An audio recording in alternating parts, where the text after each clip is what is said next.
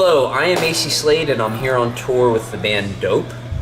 And we're in the middle of our reunion tour, which is pretty awesome. It's a pretty extensive tour. We're in the middle of, I think this is, for me, this is day 23 in a row.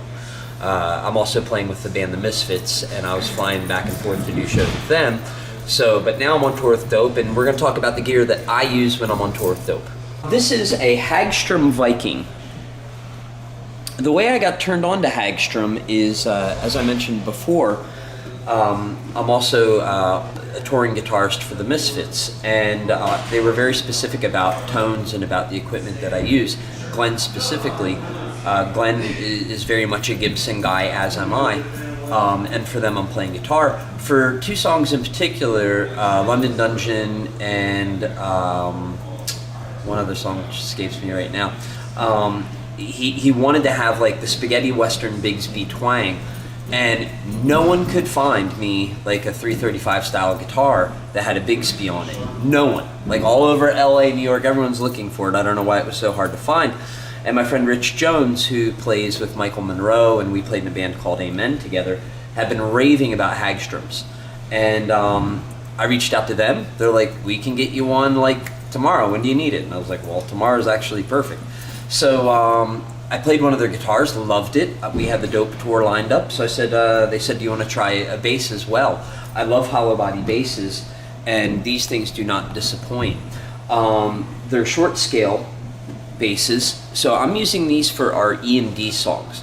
Now where this might get a little bit confusing, and we'll get into that more later, is that both my basses, my other one is a D'Angelico, also a hollow body, they're both tuned to C sharp, but I use a hip shot to go down to B. But because this is short scale, I prefer to use this for E and D.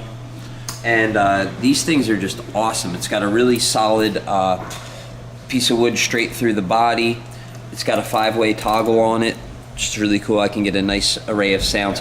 I feel like the other thing too is this gives me a little bit more fuzz for those E and D songs as well. So basically what I do, a lot of times, I don't really use the neck pickup. So I tend to use the toggles as more of a kill switch. So if it's here, this is my bridge pickup, and then if it's here, this is my neck pickup. So what I'll do is I'll have the volume down on the neck pickup, and then when I'm ready to play and I'm ready to rock and beat my bass up, I just go like that. So I basically kind of use it as a kill switch. So my settings for my volume and tone are pretty simple, all the way up or all the way down. That's pretty much it. I don't really mess around with it too much besides that. I use Ernie Ball strings exclusively. These are just the regular slinkies, you know. I throw a 110 on what would be the E string. So it's a 110 instead. And then the bridge, it's just a cool looking bridge. I don't really have much to say about it, but the thing that I like about it, and I like about a lot of hollow bodies too, you know, as cordy as it sounds, it is rock and roll and it is show time. I can do this with it. So a lot of times I'll use my pinky to kind of brace the bass, but then also to kind of play with the crowd a little bit. But I like it because when I'm playing, sometimes I'll put my pinky back behind there and it keeps it kind of anchored, and I'll do that. So this is my D'Angelico XL EX bass. These things are sick. I also call it my coffee bass because I got a bunch of coffee stickers on it. And I got tuned into these guys because they're a New York-based company and I live in New York City. Their aesthetic is very much American-made. It's kind of, that's my thing. Like, I like the vintage American companies that have the neck-through design. Which to say, I'm not a Fender guy. It's a polite way of saying it, I think. Anyway, but I went through when I was recording my solo record, I just have a stash of basses. And I just once and for all wanted to go through them all and figure out which ones sound the best. And I had basses by all different companies, and I still keep them because they're good tools to have in the toolbox.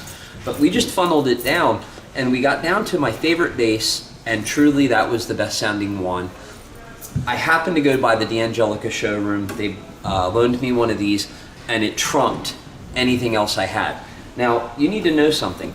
These basses have been used with the guy who produced all the Lenny Kravitz records, so it has a real vintagey type tone. I also used it with Earl Cohen, who produced the Lady Gaga records. So that gives you an idea of the versatility that these things have. I attribute a lot of that to the Ken Armstrong pickups, which it's another New York company. It's kind of a cool thing. It's like, I think Ken Armstrong somehow or another had something to do with Gretsch. I might be telling this story wrong, but it's kind of cool. It was like there's D'Angelico, Gretsch, and these kind of New York companies, and Ken Armstrong was one of them. In fact, I think he made the basses for Ampeg as well. So there's a lot of history with the companies involved in making this bass, and I guess that's why it just sounds so killer. So I use this again. It's tuned to C sharp with a hip shot. The key extender I can drop down to B, and this way I only have to bring 2 basses on tour because we have a few different tunings. But because this is a mid-scale, I use this for the lower tuned songs like the C sharp, B and A songs. So this bass would be used for, in the Dope songs, it would be used for a lot of the stuff that was off of the No Regrets and the American Apathy record, as well as the record Life. Off the Life record, we're playing a song called Stop, so I use it for that. The Hagstrom, which is also very killer, is being used for the stuff that was used on the Felons and Revolutionaries record, which was more tuned to E and drop D. And again, I have the Ernie Ball strings on here. I love the slinky strings. And again, volume and tone all the way up. The electronics on this are a little bit different. I can't do the cool kill switch gimmick. So it's just bridge on all the time with the volume. When I record though, I will use the neck pickup, and I'll use the bridge pickup. The thing that was really cool about this bass when I was just working with my buddy Earl was just how sensitive this thing was for where my pick attack was. So if I was picking like right here, or if I was picking right here, and even though I would just be using maybe the bridge pickup or whatever however it was set, it made a big difference. And so again, the versatility of this bass and also the Hagstrom, it's 2 different things. The Hagstrom to me gives more of a fuzzy rock tone, whereas I can kind of apply this to the heavier stuff. So this is something that may be a little confusing to people, but I gotta tell you, I didn't want to do it at first. I won't lie. I was not a fan. I'm a fucking punk rock dude from New York, and I love loud music. However, I gotta tell you, the most important part of my rig, hands down, are these. My Westone in-ears. These are 6 drivers. To be honest with you, I had a sound guy who was an audiophile. He convinced me to get the 6. I should have just got the 2. But anyway, these things sound sick, and it's saving my hearing. My hearing is so bad, and I used to think it was so cool. And now, like, when I try to go to sleep and all I hear is, and I have people going to me, hey, I'm all the dog food in the banana patch. And I'm like, what? Huh? What? And I can't hear anything. It kind of sucks. So what we decided to do for this tour, for a number of reasons, is we're going completely direct. And without my Westone in-ears, oh my God, I don't know what I would do. And when I was just doing these Misfits gigs too, Jerry and Doyle play so loud. We were told that we were louder than Motorhead. It's the only way I could hear myself is with these things. So we go direct. So that's one thing that I think kind of makes us unique on this tour. Maybe it doesn't make us unique, I don't know. But I'm using the Vintage Deluxe by Dark Glass. So this is essentially my amp, right? First thing I'm doing is I'm going into these new Line 6 wireless units. They don't operate off regular radio frequencies, which is great. So I can go overseas. I don't need to register anything. It's super clean. I never have any problems with any RF frequencies or anything like that. And they're cheap. They're really inexpensive. So I'll be honest with you, I looked at the higher end models that Line 6 are doing, and I think the only difference is that I could choose between a couple of different channels, and maybe the range was a little further or something. I bought 2 of these instead of 1 of those, As I mentioned before, we have several tunings. We got a lot of tunings. So we use a whammy wah for that because this has the drop tune feature.